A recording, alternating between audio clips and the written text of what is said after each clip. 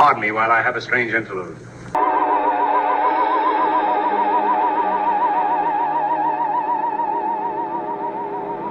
There is nothing else.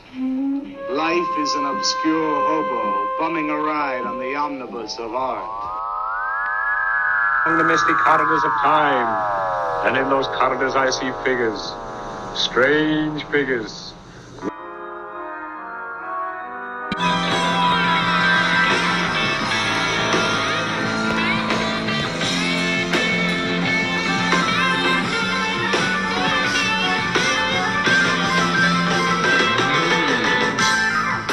Welcome back, my friends, to the AP Strange Show. I am your host, AP Strange. This is my show, and today's show is brought to you by several species of small furry animals gathered together in a cave and grooving with a Pix. If you like grooving, especially with Pix, if you like hanging out in caves or gathering together with small species of furry animals, then several species of small furry animals gathered together in a cave and grooving with a pick is probably right for you. So tonight on the show, I have a returning guest, and this is going to be a really fun episode to do because we're talking music, we're talking UFOs, we're talking altered states of reality and everything in between. My guest is Mike Fiorito. He's the author of a book coming out very soon, The Innerspace of Outerspace. He was on before for his book UFO Symphonic, and I am really happy to have him back. So welcome back to the show, Mike. Good to see you. Hey, great to see you, AP, and thanks so much for having me on. I'm really looking forward to. I'm sure it'll be a fun conversation. Oh yeah. Well, we try to have fun around here. So Yeah, and I was gonna say, the pigs, three different ones. There's on the animals album. There's lots of ways you could rephrase some of that stuff, but I was going where you were. Right. The small furry animals. Well, that's just one of my favorite track titles on any album ever. Yeah. The people that have never listened to Pink Floyd are like, what the hell are these guys talking about? Yeah, I went to see, oh gosh, and I know this is just I just don't remember his name right now, but he was a major kind of he's alive still, avant-garde player, and I'm just getting old, I guess, I'm forgetting things. But I went to see him with my wife, and I said to my wife, this is going to be pretty far out. So are you're good with that? She has a pretty open mind. But it was stuff like putting a magnet on a platform that was mic'd up, and the magnet went like boing, and then he took that sound and put it through a flange, and then there was a cello. It was all of this kind of interesting, improvised but highly articulate musicians putting together something. And at one point, my wife looks at me and she says, "You owe me," because this was hard music to listen to. Right. But anyway, after the music, the performance, it was a small space. I walked up to the stage. They kind of welcomed you up, and I said to the musician, the composer, I said, be careful with that axe, Eugene." My wife looks at me and she's sort of like, "What are you talking about?" But he completely got it. So we're aloft on a conversation about strange music. Well, there are those artists that, like, if you drop the right hints, people will pick up on it. I find Frank Zappa's like that. If there's little Zappa-isms that you can drop, and other Zappa fans will pick up on it right away. Yeah, zircon encrusted tweezer. Yeah, that's certainly one of them. Arrogantly twisting the sterile canvas snoot of a fully charged icing anointment utensil, he puts forth a quarter-ounce green rosette near the summit of a dance but radiant muffin of his own design. There you go. Yeah, that's one of my all-time favorites is Muffin Man on bongo. Yeah, the whole album is great. Yeah, I was actually going to ask you about that. Because Zappa does get mentioned a few times in the book, but I feel like you could have done a whole chapter on him too, or maybe even a whole book. Yeah, Zappa's one of those. I grew up listening to him, and I have to admit, because there is a lot of immaturity in Zappa and his lyrics, and Oh there yeah, it's is a juvenile as all misogyny. get It's out. very Yeah, juvenile. yeah, I got a girl with a little rubber head, take her out every night just before I go to bed. That being said, just super interesting musician, composer. People honored his music. I mean, he was, uh, he was, he had great musicians playing with him, top level, and some of his classical music, his modern classical, was put on performances of his work. So yeah, I mean, I have high esteem, and I could see myself going down there at some point. He yeah, doesn't really connect up on the, like, say, spiritual level or that other place that I tend to go to. He's that's not his bag really. right. I tend to connect up with like I call them syncretists, people that are bringing things together, bringing wisdom traditions, philosophical ideas, and kind of bringing them together as a sort of integrated thing in the way Sun Ra does. And there are other composers and musicians that do that, and I really resonate with that approach. Yeah, and it's a fascinating way of looking at it in the book. That it's it's kind of an odd collection of musicians, but they're all people that I think a lot of people would have heard of. So we're talking about like Pink Floyd, yes. The band, yes. Sun Hmm. Ra, Steve Halpern. You cover like a lot of names that Hmm. people might recognize, but the esoteric aspects of them that maybe people don't know the full story of. And Hmm. uh, in addition, there's more of yourself in the book too, your own personal experiences, which I thought was really cool. Um, and one of the first questions I wanted to ask you in this is, Hmm. or maybe even just compliment you on, is framing the structure of the book around tarot cards. I thought that was a really Thank you. interesting idea where you had kind of like a tarot card pulled for each Hmm. personality that you're talking about in the book. So how did you come to that idea? Well, thank you for that. I mean, I could see it being cliched too. I Yeah, could see it, and I didn't want it to be so structured and manufactured. And so I was reading tarot, and I thought bringing some chance factor into how we would go about writing this, and basically exploring my unconscious to participate in the creation of the book. As you said, I even in UFO Symphonic, but here as well, I like to make myself the subject of the experiment, yeah, so that it has a journalistic aspect to it. And here I am. I'm gonna put myself. I'm the Frankenstein on the table here, and yeah, uh, and I also feel that's my strength too. Is I love one of the things about writing, AP, that I love is that it's very nourishing. So I love to be obsessed with a topic, and I mean obsessed. We're accumulating piles of books and reading and thinking and dreaming and making associations even when I'm not thinking about it. And there's a kind of learning as you're writing, because of course I'm discovering things I didn't know. I'm reading hmm, things I didn't know. It's forcing me to change my direction. I thought the tarot would be a fun way to just uh, explore, Ra as magician, which he certainly is. I mean, that really fit.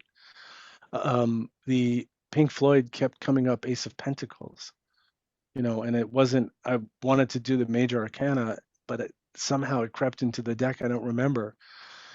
Um, and then use those concepts and ideas, but in earnest. So find yeah, it in earnest in the music. So I'm glad you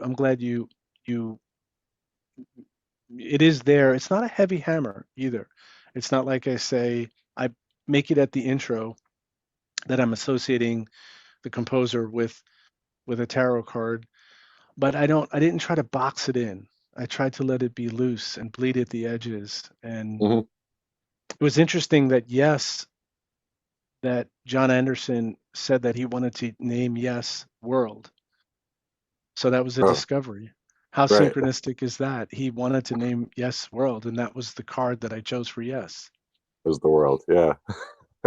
And they really do have that kind of that aspect of, and I think that's strewn throughout the book, is this notion of terrestrial and extraterrestrial, this notion of as above, so below. And while, some of that music is kind of space music with these Moog synthesizers and projecting this kind of futuristic sound, there's also the very terrestrial, the very folk kind of feel in their music too, Hmm. with mandolins, particularly on the song "And You and I," and it has this kind of beatific running stream, quality to it. Hmm. And that was something I was going for, is this synthesis of when we're looking out there, we're also looking in here, and when we're looking in here, we're looking out there, and they're kind of, they're interwoven. The Yeah. Innerspace of Outer Space, as corny as a title, and I've basically I've redone how you put the words together, because outer space is two words. So someone's going to say he doesn't know how to spell All right. or something. But yeah, that was a key component. And what I tried to do as well, so you notice there's a lot of spiritual traditions, like learning and knowledge, and it's a kind of book of perennial philosophy. Mhm. So I'm trying to make the associations between, the Bhagavad Gita and other wisdom books from sacred texts, and weave that, either the composer was influenced by it, or I'm making that connection. And just before you may have another question. I think the main premise of the book, I don't think it's anything new, actually. What I'm saying is that music dissolves the ego. It takes you out of yourself. Mhm. And now that's a broad spectrum. It could take you out of yourself in a very prosaic and everyday way, or music. And what I learned when I began doing this work with UFO symphonic sound, and that could be chanting, that could be bells ringing, it could be binaural beats, Stephen Halpern. Um, it could be listening to music at a certain megahertz to achieve a certain state. So, and you can go as far with music as you want to, but I think there's something. While that's goes back to Pythagoras, what I tried to do is to put it in modern dressing, and Mhm. make associations with modern musics. And the UFO topic is sort of in the tapestry, but it's not in the center, Yeah. because it doesn't belong in the center. It belongs as a part of the discussion. I actually began thinking of yeah, how does UFO fit into the center part of it? It doesn't. So Right. that's through thinking and kind of playing chess with the writing approach and structure, and just saying, oh, that deck of cards collapsed. This is Yeah. about this is about you know uh, esotericism, and UFOs as spoke in that hub. Hmm. Yeah. I've always thought UFO lives in the margins, and Hmm. and esoterica in general. It's always kind of right there at the edges, and or in between the lines. So Right. Yes. yeah. Yeah. And what's interesting is that, as I said in the book, there's a kind of um, there's a period where musicians become UFO, or composers, uh, songwriters become UFO obsessed, and that happens at the same time as sort of the technologies are developing, satellite technologies. And it's sort of, I think it's echoing, which I say in the book, Vallet's notion that the way we perceive the phenomena, it wears the dress and the the external presentation of what's in the culture. Yeah. And it's not any one thing. It could be many things. It could still be, a luminous orb or illumination of the Virgin Mary, or it can be something that resembles, modern metallic um, technology that has, that speedily disappears, and all that kind of, and of course the the musicians I'm writing about, Sun Ra, are hugely obsessed with these concepts. So it's sort of in the middle, but it's like you said, it's at the margins too. Yeah, and sometimes it's just kind of simultaneous. Like I always like to think about how um, uh, the birth of rock and roll kind of was around the same time the first satellites were going up into space. Hmm. And it seems like those things are intimately related, and it's like um, whether can make the case that they are or aren't, you have to take note of that was part of the zeitgeist is thinking about Yeah, space, flying saucers, and rock and roll is they're kind of ultimately tied together. So, yeah, absolutely. Yeah, I mean, and having to do to some extent with the technology innovations that are coming out of war making, yeah, on some level. And, it's funny how the UFO topic is everyone's going somewhere. It's sort of zooming, coming and going. But all of that, the bleep, bleep, bleep of Sputnik, on the mm, first satellites, the bleep, those sounds become a part of our inventory of how we perceive, like, say, the future. It's kind of interested in that. How do we see the future? yeah, How did musicians project it? And not just musicians, it was in the zeitgeist of, the literature, science fiction, film. Um, so yeah, I think there is even the technologies being used are, people who came out of working in the army in radio technology, yeah, or in sound or technology, working with instrumentation. Um, so it just kind of makes sense that there would be this UFO surge and obsession, but also as a spiritual component. hmm Somehow they get, certainly Ra connected the two very much so. It wasn't. I mean, he was born in Birmingham, where the first, I think, NASA, or in the initial NASA installation, I think there still is um, a NASA installation there, and he like it's like he a felt, training camp now or something, right? I'm not sure. I'm not Oh, okay, sure. Um, but I know that, he said he was born in the place where the spaceships were made. He okay, had that yeah, affinity right, for it, and it certainly was a part of.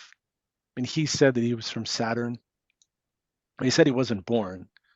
You know, he was never born. He always was. He was eternal.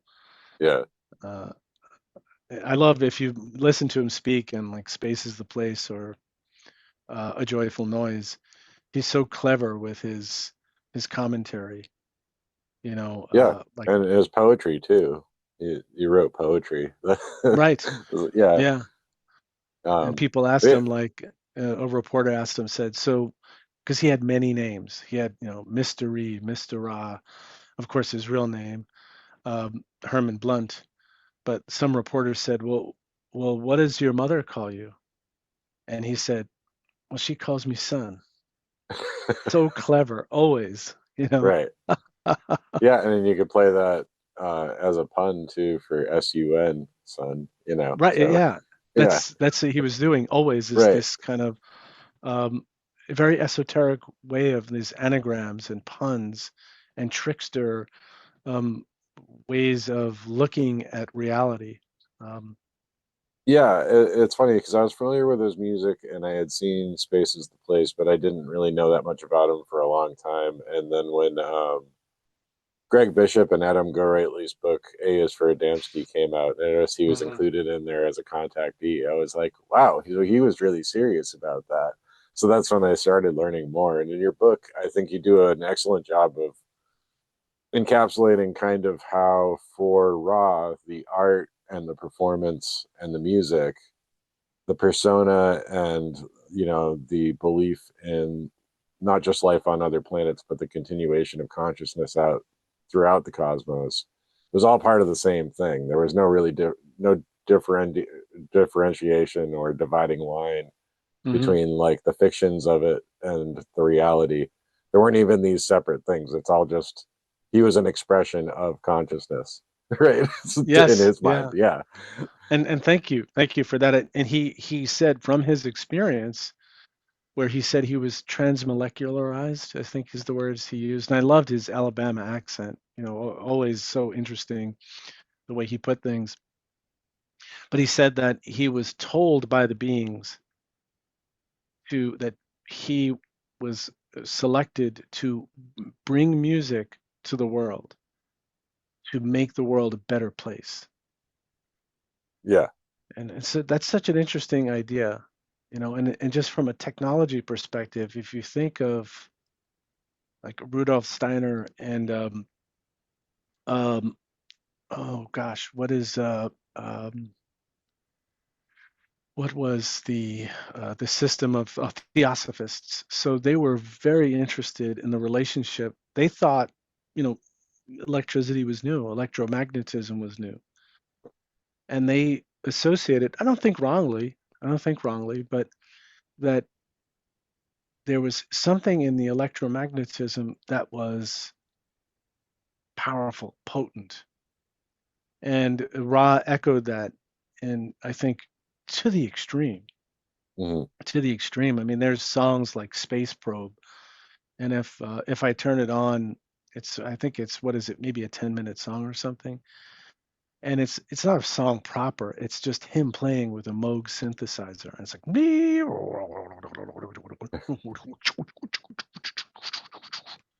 and but there's real artistry in that. I mean, he was way ahead of his time. You could hear uh, Rick Wakeman's The Seeds of Rick Wakeman.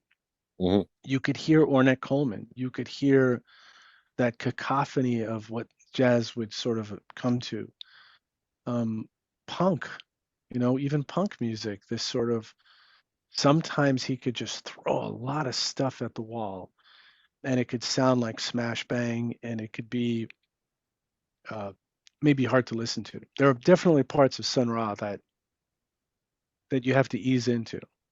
Yeah. Right. You may not turn it on and be like, I love this stuff, Because there's like a free jazz aspect of it. But yeah, he really was like ahead of his time with a lot of that. Yeah. And the stuff he was pulling from, whereas he wasn't doing, if you listen, it's not like rhythmic in the sense of jazz complex rhythms. He started to do, there's something called from Bali, the gamelan orchestra. Mm. So it's like this sort of continuous, very percussive, and it's not changing pattern. But what that does, that shimmery kind of background drumming and stuff, and it has horns too. It gives a lot of room for the canvas on what you want to lay over it, where your Mhm. focus is now not on the rhythm, it's on just the sound, just the Yeah. sonic, creation. Uh, and he listened to like lounge music. There was a guy, what's his name, Les Baxter, who did music for movies, and he played in that kind of style, like lounge music.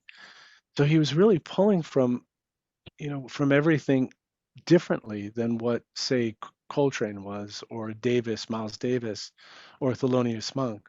Hmm. And you hear a bit of all of them in him too. Right. But you know when it's Sun Ra. Yeah. And vice versa, I think. I mean, I think you can, on some of Miles's fusion stuff, you can hear a bit of influence there, So Yeah, I yeah, for think of sure. like In a Silent Way is like one of my favorites. That's got that kind of um, Hmm. driving rhythm that just kind of stays the same and returns to those phrases a lot. So yeah, Yes. yeah. And then you hear that the stride piano. He was, a kind of jazz stride piano player, Sun Ra, and there's always that layer. And if you peel back, you listen to his older stuff, you'll hear that stride piano, that core, Thelonious Monk did that also in his super unique way. Um, but yeah, that's just a super inventive mind, Sun Right. Ra. Now, as far as the synthesizer goes, he was introduced directly to Moog, right? Bob Moog. Yeah, And that's kind of how yeah, he became interested in the synthesizer.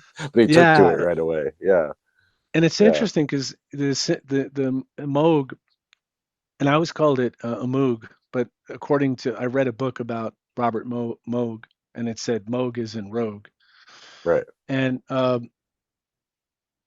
I think it said that, or was it Rouge? Okay, now I'm forgetting. Well, it's Um, definitely pronounced Moog. yeah, yeah, Yeah, yeah, and that he said, it wasn't that you just play it, like you had to. It's a piece of technology, and when it right, was first introduced, it wasn't simple, but yeah, he just took to it right away. But when he first played it, I read Fiore was the journalist that made the introduction, and he tried to play it, and then he was kind of stumbling in the first go at it, and Moog said, "You you don't have the right, maybe you don't have the right hands for it." And then Sun Ra, in his clever way, sort of says, "Well, is a black hand can't play it," is what, that was his right. sort of always aware and always making that observation Yeah. in parallel with his esoteric ideas. And to me, that's vital, that when in art, and I know that's a complicated thing, we can't always make art that, it's hard to match art with ethics, Yeah. because that could be you're just going into a wall, or it's too much of an agenda. But the intention to make the world a better place, Hmm. uh, that goes throughout the book. It really is this, using art to expand the potential of your consciousness, to reach more of yourself, ultimately reaching more of what I call the ecology of being. So more of your being, and as you go into that place, it's peopled, and it's Right. more than you, and it's maybe more than people. Yeah. I mean, if it's consciousness we're talking about, that is all people in all sentient forms everywhere, Hmm. um, in all time periods. So Right. it's a Yeah, lot. exactly, exactly. And it involves, this rivers and mountains and space and wind. So Yeah. it's this, big ecology of phenomena. Well, I think I remember seeing a clip of Sun Ra where somebody was interviewing him once and asked who his influences were. And Right, he's like, I'm influenced by everything I see. He's like, I'm right, influenced by the birds. The right. birds are singing, like they're the The original wind. musicians, the wind, the yeah. Yeah, and you see the interviewer is sort of like caught off guard. I think that was on Saturday Night Live, and the host asks him a question. He wants to hear like Miles Davis or something, Right. and he just goes like off on a whole other direction. Yeah. Uh, Yeah. He's influenced by life. You know? yeah, Yeah. yeah, and while clever, insightful too, Yeah. and mind opening.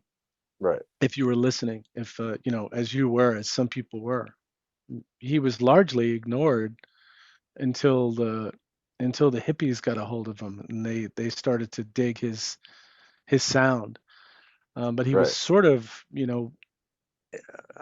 amazingly was able to keep a band together, a big band, and managed to just kind of keep playing and doing gigs, and was highly respected. But it's not like he was making a ton of money, and mostly ignored. Well, and they've continued even with him passing, right? The orchestra still Hmm. out there. Yeah. Yeah. Yeah. Marshall Allen, I think it was something like his 90th or 100th birthday, something like that last year. So the Yeah. He music kept released his going. first solo album. Yeah. Right. I mean, geez, that's like a real that's respecting your mentor, you know. I Right, waited, you know, like 40 years until he's passed, or I don't know how long it is. I think he died in the 90s, which is about right. 40 years. Yeah, Yeah. Yeah. That's respect, man. That really is. yeah, yeah. Um, well, I think listeners will. I'd recommend picking up the book because you will be able to get the full experience of Mike writing about Sun Ra, because I think you really do capture it really well. Um, but Thank you. when we were talking about the Moog and how hard it was to handle, I did like when you were getting to the Pink Floyd part, because it was something I didn't know. Was It never occurred to me that even in the mid '70s, um, a lot of this was still analog for live performance. So you talk about Hmm. like On the Run with that repeating synth line. They had to do that live every time they played because there really wasn't a way to like loop it and have it Right. recorded and played back every time they go. Yeah. Yeah. A lot of those musicians, and I think I talked about, was it yeah, I think it was Roger Waters or David Gilmour, I forget whom, and saying, man, you know, we had to do this stuff all manual. We had tubes and wires and had to do things, and you know, now you can press a button and sit back and drink your, you know, Right. cappuccino and make it happen.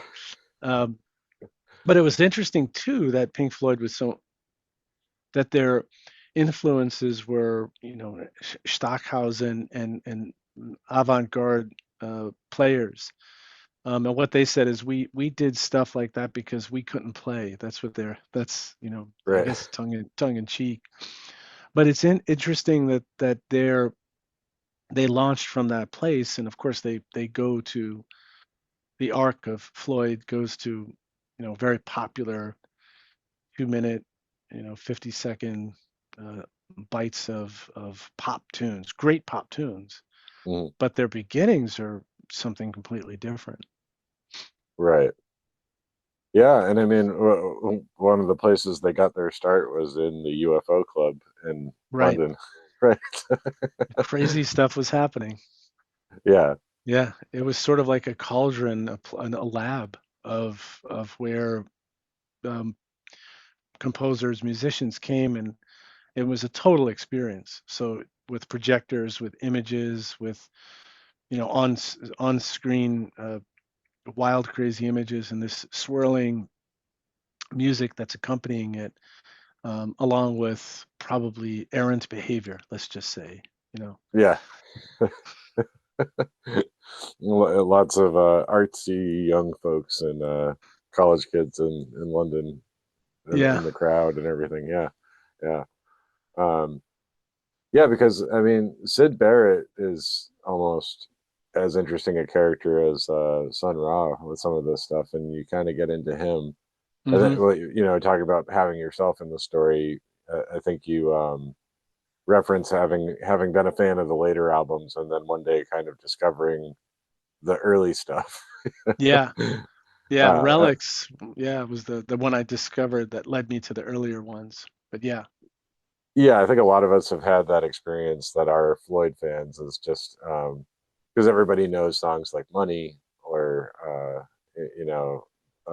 Another Brick in the Wall Part Two, Right. but then you go back and you find those early Syd Barrett tunes, and man, they are strange, but they are pretty cool. Yeah. Yeah. Let's see Emily play and that like bow with that whoosh. The Yeah, sort of yeah, mechanical. I think I call it like a psychotic wound up toy. It has that uh, complex, really detailed electronic sound, but still almost a folky tune, really. right. Um, Yeah, yeah, he gets kind of strummy on some of those. yeah, Yeah. Um, yeah, and it's interesting. I mean, what did you you first came across Floyd? What was your first Floyd album? I mean, I was familiar with The Wall, and I always thought that was okay, but then Wish You Were Here was the big one for me. Like when Mm, the first time I actually listened to that. and it was just being a teenager, and it was just kind of like in my early teens, and like sneaking cigarettes by smoking them out the window in my friend's room, and Yeah. and like staying up late and drinking coffee. Like I hadn't even graduated to weed at that point, but Yes. it All the was an above. altered state anyway. It felt like an altered state because nicotine was still new. I was still getting kicks off of that. So yeah, and the first time I heard "Have a Cigar," that big riff Mm. where the synth really lands, um, is it was a game changer for me. So that one album really hit. Yeah.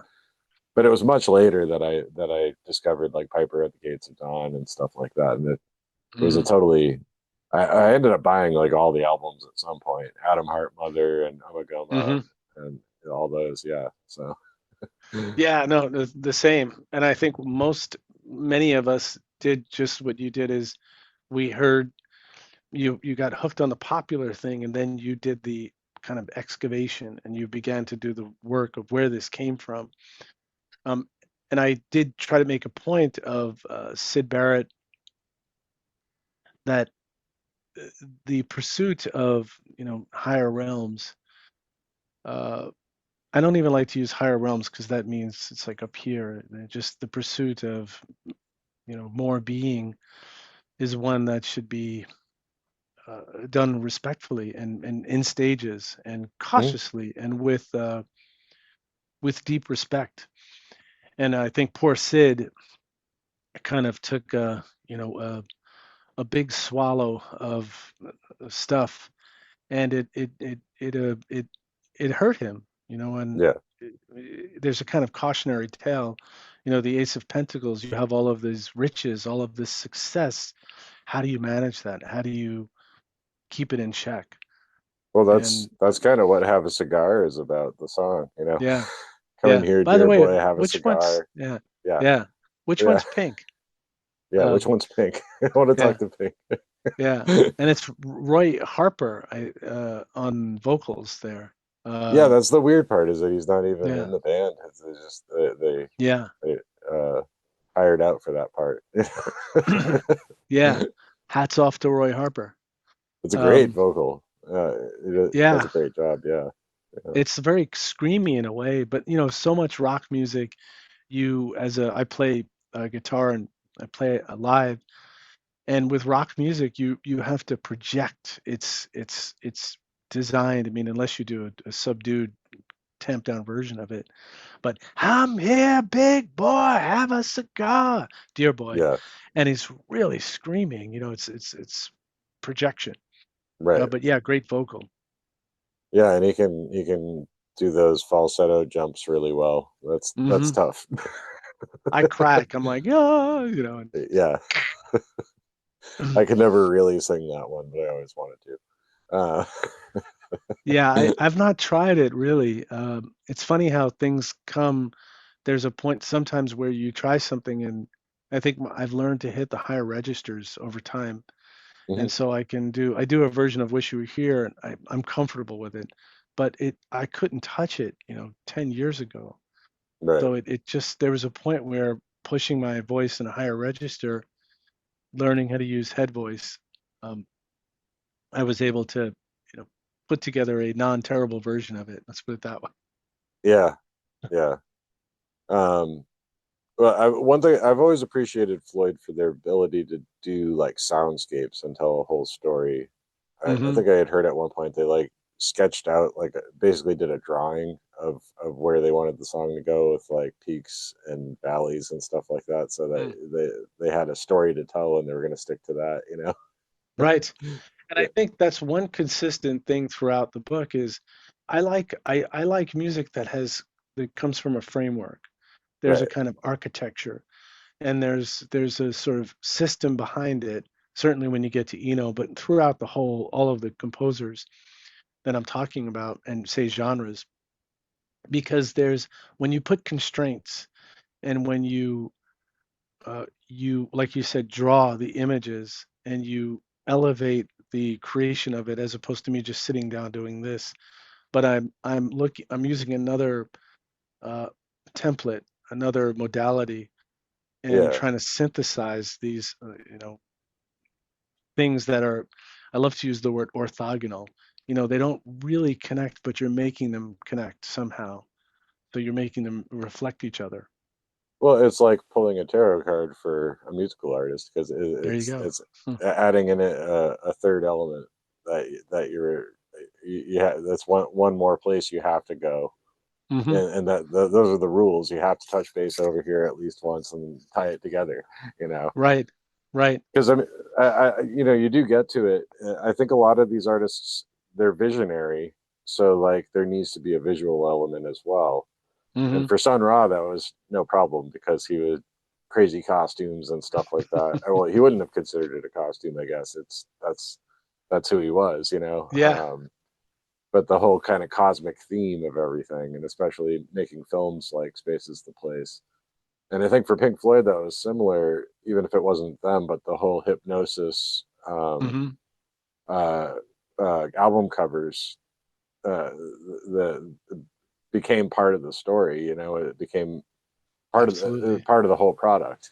Uh, I think you Yeah. referenced that with Yes as well. Some of the Yes album covers. Yeah, Yeah, and I think it's the school too, the English art school, yeah, and this promotion of an education of having, these were kind of for, it was conceived with the notion that you had to be well schooled and well rounded, so that you had a kind of, you could do engineering, diagram, draftsman like work. You were literary, you had a kind of knowledge of poetry and language, and there's something that, look at the music from that period and what it created, and the art, even just the album covers, like you said, hmm that is a work of art, and it bled into other musics as well. I mean, you look at, funk music and R&B. Uh, you see there's intergalactic imagery, Earth, Wind, and Fire. Throughout all of their their uh, catalog, you see pictures of, Egyptian images and yeah, spaceships and that kind of thing. It just became ubiquitous. yeah. This Parliament. Uh, Right. Yeah, exactly. and you mentioned in the book Boston with like the UFO guitar uh, cover, like that's pretty iconic for the '70s, right? So, Yeah. yeah, Yeah. And that one note, I love what he does at the end. I was obsessed with spaceships, and I talk about that. And when I got that album, in the album, what is it called, where you slip the album in? the sleeve, There, the sleeve. It had a diagram of the spaceship, right? and I was just agog with that, looking, and all of that.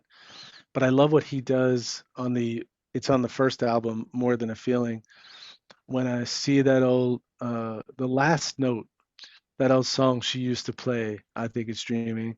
I see Marianne walk away, Right. and then Tom Schultz takes that note, away, and this is very manual. This is analog before you can do it with, a press of a button. And I discovered it listening with my headphones, and that last note becomes an electronic sound.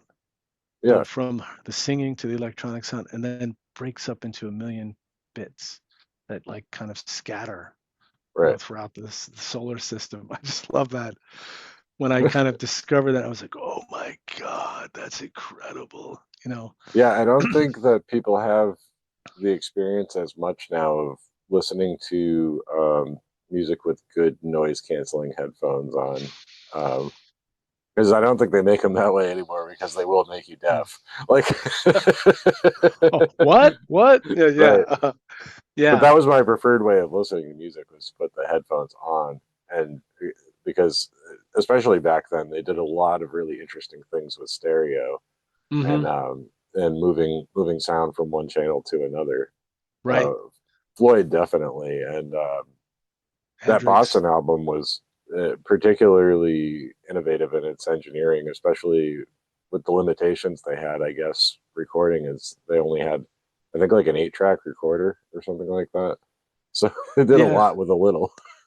yeah, yeah. And Tom Schultz was an innovator, and he invented things. So when he Right.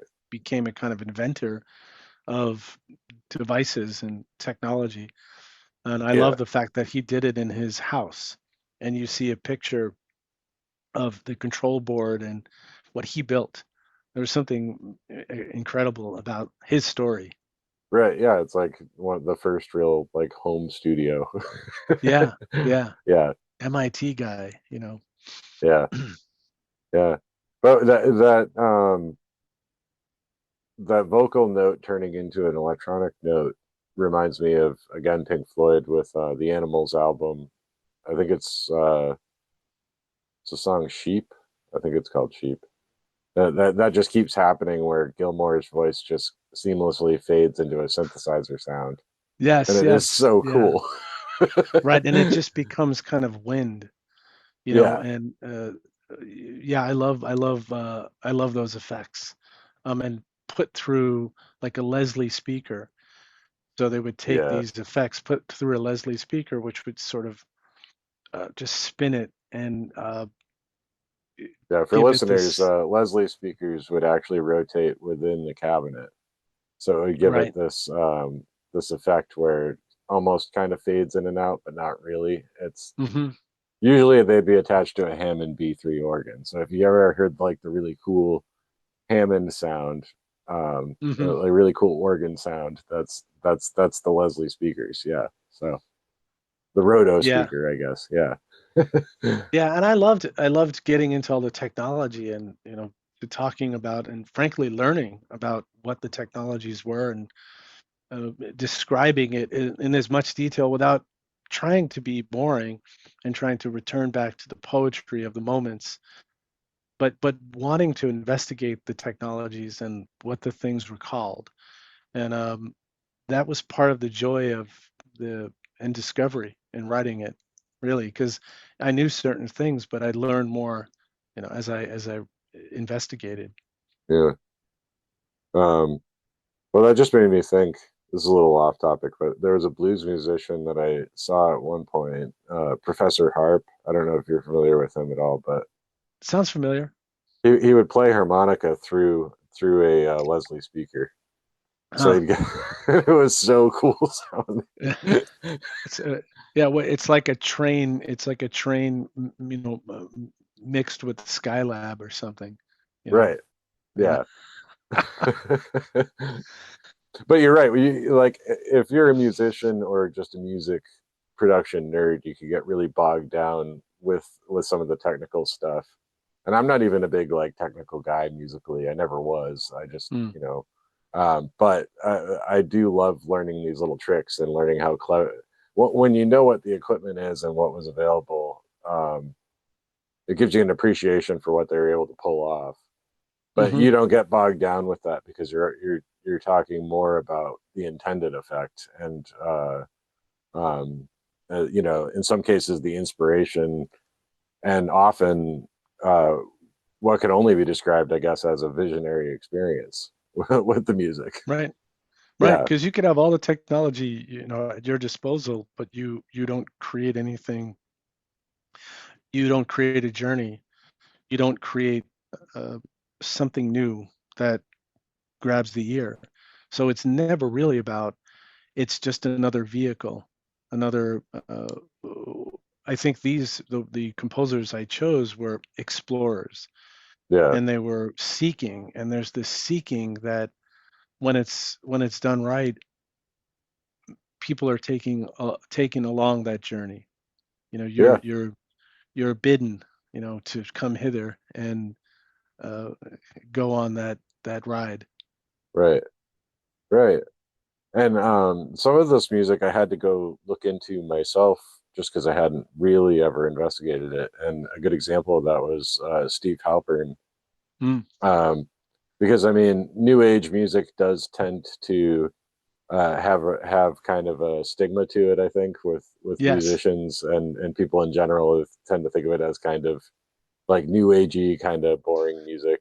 Why would I listen to that? Or maybe I'll listen to that when I'm getting a massage or something like that, or Right. doing yoga.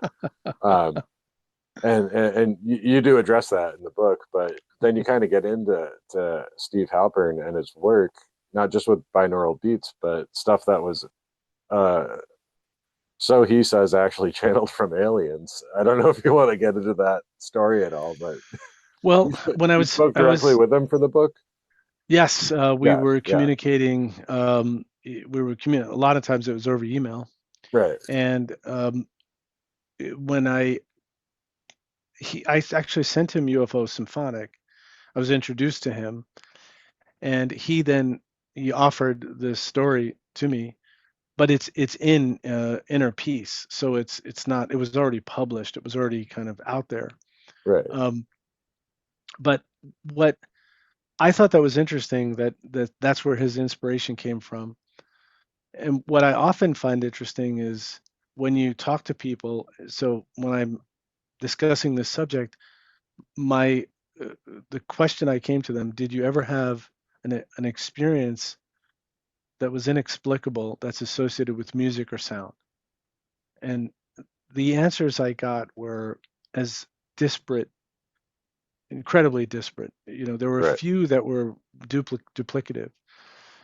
One thing that I thought, just to go back to New Age, is that it New Age, it gets derided. I talk about that in the book, and there probably is a lot of crap too. Like Right. any genre that's really hitting it, and it was very successful. People bought these CDs, they bought the albums, they wanted to be relaxed, to whatever it was. People really connected with New Age, but it was also very experimental.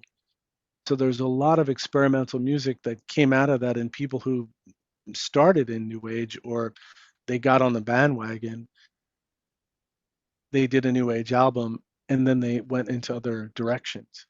So it was this great laboratory for people because uh, people were buying the albums. Hmm. So artists had a in a popular setting had a place to be experimental and inventive, and so much great stuff came out of that. The I talked about the album with Whale Song, and Whale Song became that album sold hugely. I think it didn't Hmm. sell. I think it came with a National Geographic or something. The album came with a magazine, I'm pretty sure I and had that on cassette tape years ago. Yeah. and and it like, but prior to that, it was like I think the word whale comes from the word monster, or in the Bible, the word whale is associated with monster, and people often had this notion, even in Moby Dick, that whale is a monster. Hmm. And that album, it sort of humanized, right? It made whales, even though, well, we never really understand what they're saying, but it's this doleful weeping, and Yeah. it sort of echoed the range of human emotion. Yeah. Uh, Very and loudly too. I mean, I think they're considered the loudest mammals on Earth, but since they're underwater, we don't know about it, which is right, kind of a really crazy thing to think about. It's like they're singing yeah, the loudest song in the on the Earth, and most of us never hear it. So, right. And it travels very far. So right, that sound travels underwater very far. But that idea of what is it that they're saying? And is it this, to me, there's a language in music, and it's throughout all music and perhaps even sound. And there's something very rich in that discovery of it. And you can take it, as we said, I think before you hit record, you can go super far with that. You can go very far, or you can take it to a limit.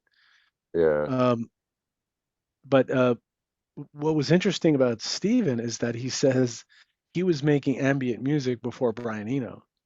That Right. was interesting too.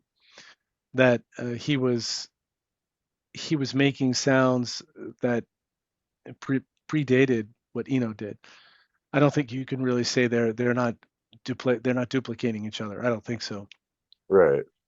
But you know, maybe at the early stages he was doing some interesting things, and he goes to a radio show and he's going to be interviewed. The interviewer puts on music as if to say, you know, this is Stephen Halpern's music, and then he goes, you know, that's Brian Eno.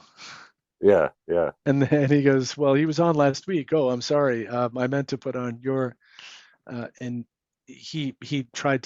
he tried to address that with Brian Eno, he says, but Brian Eno basically escaped. You know, he, Yeah. he He avoided was him at having none all of it. costs. Yeah. Because you uh, cover Eno in the book as well, a little bit at least. Yeah. Yeah. So. yeah, yeah, and just to the idea, what Steven said is that his music was healing music, and that's important for him. That it's new age, but it's healing music. But at the time, healing music meant you needed to be healed because you were sick. So there Right. was, you know, it, it had this hangover of being music for sick people. Yeah. Yeah. And but he's still doing that today. He's still making interesting music. Sometimes when I can't sleep, I'll put on Halpern and just put the phone, you know, near my pillow and just listen to, you know, listen to music because he has for all kinds of purposes. Mm. So there's music for sleep, music for meditation, music to feel more divinatory. So it's the different megahertzes have different associations with state of mind. Yeah. Yeah. And it's wild stuff. It, I thought it was really interesting though that it's like he had these associations with Andrea Paharic and Greta Woodrue and the Olgata group of ET intelligences, so that he essentially was like channeled the Eastern Peace album with that, right? So Yeah. yeah, yeah, And I took the excerpt because I said, "Could you tell me that story?" He said, "Just use the excerpt from the album. right, You know, yeah, take because the he didn't tell it back then, but I guess when they re-released it, he hmm included it in the liner notes. Yeah, right." yeah. So He basically came out at some point and said, "I've had experiences and I haven't talked about it because I didn't want to be called crazy." yeah, Um, so, but you know that's strewn throughout the book here and there. Um, uh, was it uh, was it Rick Wakeman that had a saw a UFO, or was it yeah, Chris yeah. Squire? Rick Wakeman or Chris Squire, and it's with our dear friend who the book is dedicated to, Earl Grey Anderson.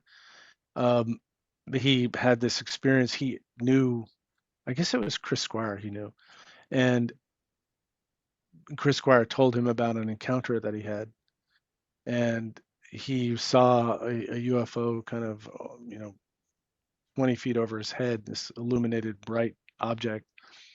And then Chris said to asked Earl, where do you think they came from? And Earl said, from the future. And then Chris Squire said, I got to write this down. Let me find Right. something. Um, uh, but yeah, it's interesting that I think Whitley Strieber asked me, is there music that can, are there sounds or music that could call a UFO? And I said, ah, I, I don't think things work like that. I Right. mean, it's not like a dog whistle. I mean, I've heard people talk about this whistle thing, sound. That just doesn't seem to make sense with the way the phenomena behaves, which is it's not logical and it doesn't operate in that fashion. Right. It's something that happens when it does, and it's very hard to replicate. And Well, it has a it's like a moment on stage that through pure happenstance, like the improvisation was really good that night, or like exactly something that you couldn't have exactly. predicted, like an audience interaction or something. right? Yeah, It's a manifestation. It may occur through a traumatic experience, or it just breaks in through the door for whatever reason.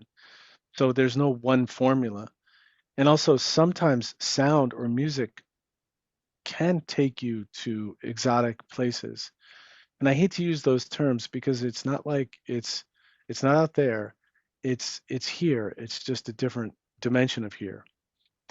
Or sometimes there's music in these experiences. There's symphonic explosions of beautiful symphonic sounds. People have that experience, but not always. Sometimes it's pure silence. yeah, So there's not one way to do this thing. It's multifaceted. But to come back to it, music is a language. It predates. It's prelingual.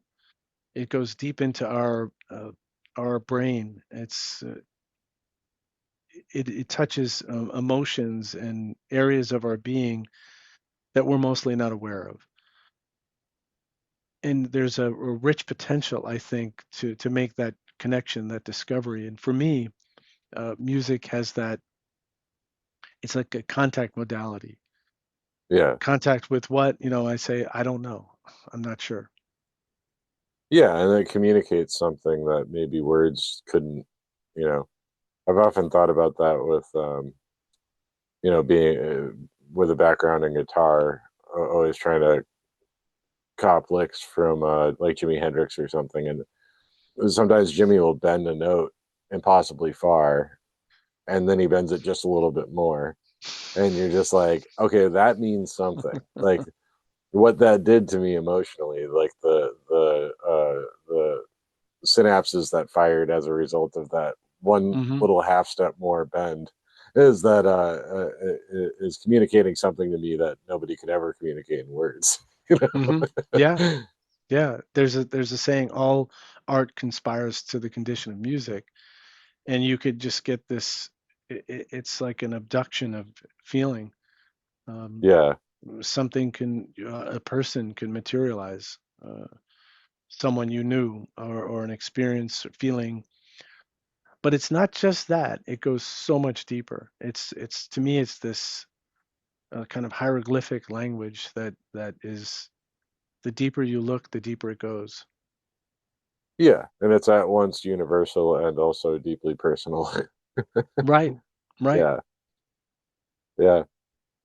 Um, well, this is all very fascinating stuff. I feel like it's the kind of thing that you can end up kind of talking in circles about.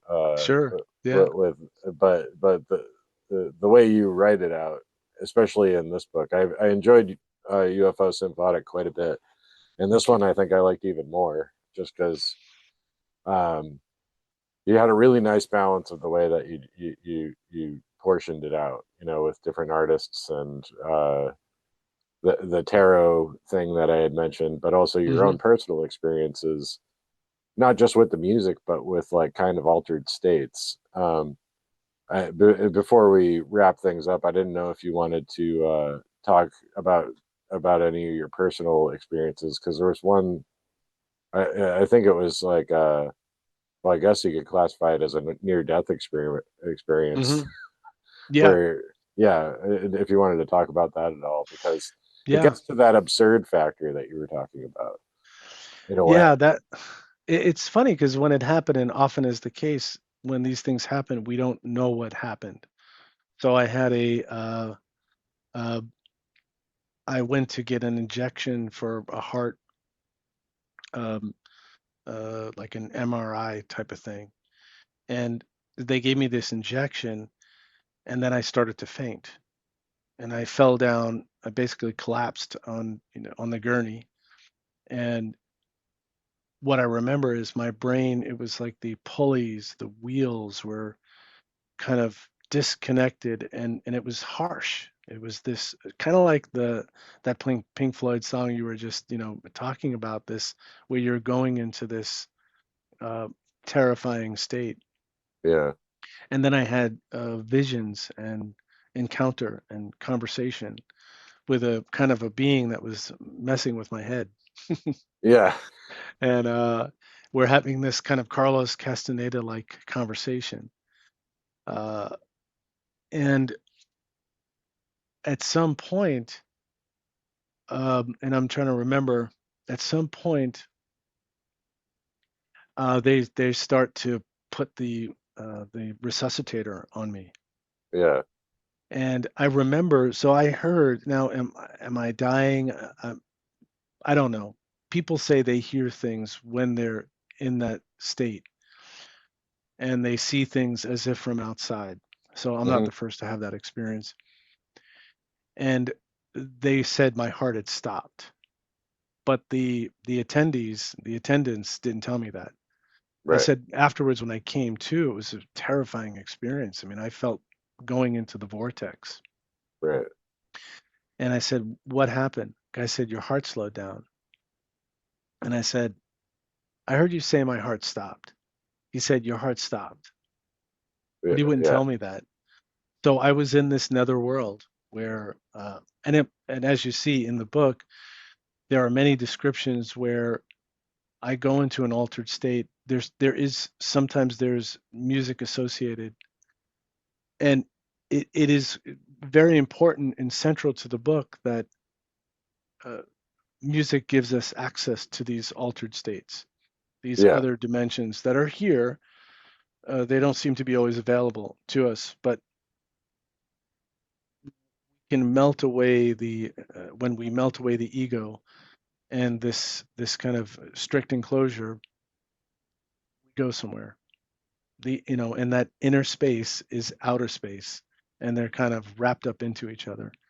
All But that right. was it took, I would say that that experience, I've always thought about it, but since I've gotten into this subject matter, I thought about it differently. Yeah, because you could think of it as a near-death experience, or like a trauma vision of some kind, or even an abduction, like an alien abduction. You could Yeah. frame it that way. Yeah. And they all seem to be kind of have the same language, Right. so that was sort of why I put it in the book. They all seem to mirror each other in terms of the trajectory and what a person experiences, what they may encounter. Yeah. I think it was that experience, but there was a being that seemed kind of like an alien, and he had a Brooklyn accent, which I Yeah. just loved that because that was the absurdity factor where Right. you're like, why would somebody make that up? Right. Yeah. It's like the No, alien is exactly. voiced by Mel Blanc doing like one of his like Looney Tunes characters. Right. Like, "Hey, what are you saying there?" But the interesting thing is it's when we look at it, it looks back at us Yeah, in some way that seems familiar.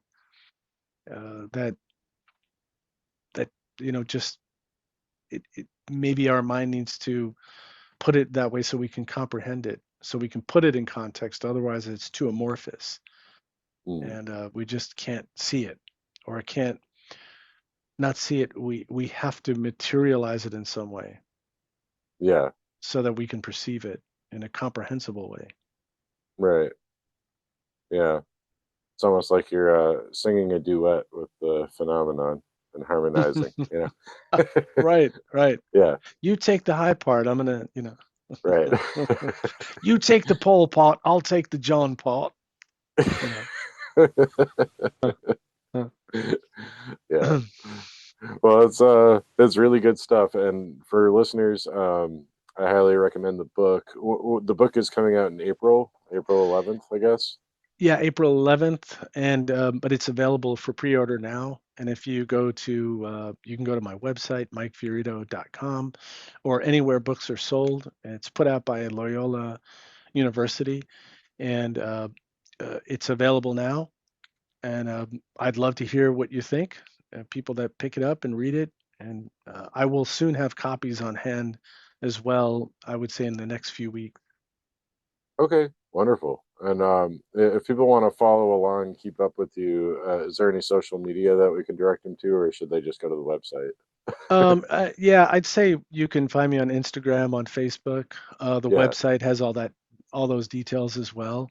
But but thank you, AP. It's always fun and great to chat with you, and um, it's a journey in and of itself. But I really appreciate your taking the time to read the book, which you obviously did in detail. So thank you. I really appreciate that. Yeah, well, well, like I said, it was a pleasure for me, and yeah, I burned through it pretty quickly. So I guess you're gonna have to write another one now. So I'm already working on it. I'm at it. I'm like a guy, working at the steel factory. Just yeah.